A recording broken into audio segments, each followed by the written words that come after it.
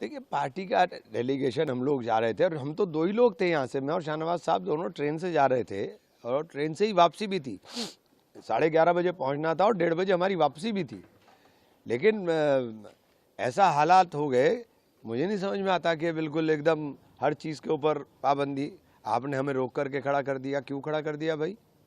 आपने कहा नहीं जाएंगे साहब, माहौल ख़राब है। किस बात के लिए माहौल ख़राब है? हम तो शांति के दूत हैं, हम गांधीवादी लोग हैं, हम देश के अंदर नफ़रत के माहौल को शांत करने वाले लोग हैं।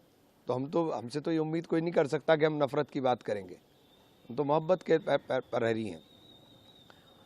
और जो कुछ हालात बरेली के अंदर बने हैं, मैं तो एक बात पहले भी कही और फिर कह रहा हूँ कि देश के अंदर जो माहौल है, जो हालात बने हुए हैं, क्या पोस्टर दिखाने के ऊपर टांगे तोड़ दे रहा हूँ। पोस्टर दिखाने पर सिर्फ गुजरात में जल्लूस निकाला, मध्य प्रदेश में जल्लूस निकाला मार करके, राजस्थान के अंदर यही हुआ कि जबरदस्ती। अलीगढ़ की भी घटना उठा लीजिए, कोई कार्रवाई नहीं आप करते हो, सिर्फ पोस्टर दिखाने पर आप टांगे तोड़ दे रहे हो।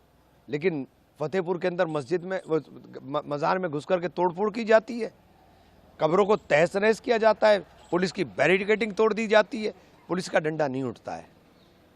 मुजफ्फरनगर की सड़कों पर, होटलों में अभी 2 महीने पहले कितनी लूटपाट हुई, पुलिस का डंडा नहीं उठेगा।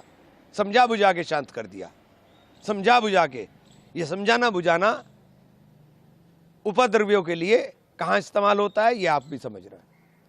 लेकिन हमारा कोई लड़का अगर खड़े होकर के एक पोस्टर भी दिखा देता है जिसके अंदर लव मोहम्मद लिखा है, मैं उसका पैरोकार नहीं हूँ, चूँकि आप सल्लल्लाहु अलैहि वसल्लम के लिए इस तरह के पोस्टर दिखाने की कोई ज़रूरत नहीं है। और तमाम उलेमा इकराम को आगे आकर के इस बात को कहना चाहिए कि आप सल्लल्लाहु अलैहि वसल्लम के नाम को इस तरह से ना लिखें। आप सल्लल्लाहु अलैहि वसल्लम के नाम के साथ मोहब्बत मुसलमान होने की गारंटी है, तो उसको दिखाने की ज़रूरत नहीं है, उसे प्रदर्शित करने की ज़रूरत नहीं है।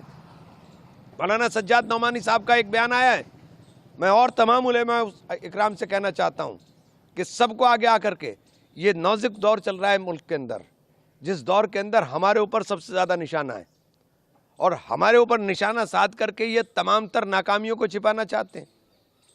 ये चाहते हैं कि इनकी तमाम तर नाकामियाँ उस नफ़रत के माहौल में दब जाएं जो नफ़रत का माहौल ये देश के अंदर पैदा कर रहे हैं। 27 का चुनाव है, चुनाव हारने का डर सता रहा है, इसलिए मुसलमान के ऊपर लाठी डंडा बुलडोज़र गोली सब चलाने का काम हो रहा है। और ये जो नफ़रतें हैं, इन नफ़रतों के बुनियाद के ऊपर उन तमाम नाकामियों को छुपा करके चुनाव के एजेंडे को अपने चलाना चाहते हैं। तो ये सीधा सीधा खेल चल रहा है, तो इसके अंदर किसी भी सूरत में हमें इस्तेमाल नहीं होना चाहिए।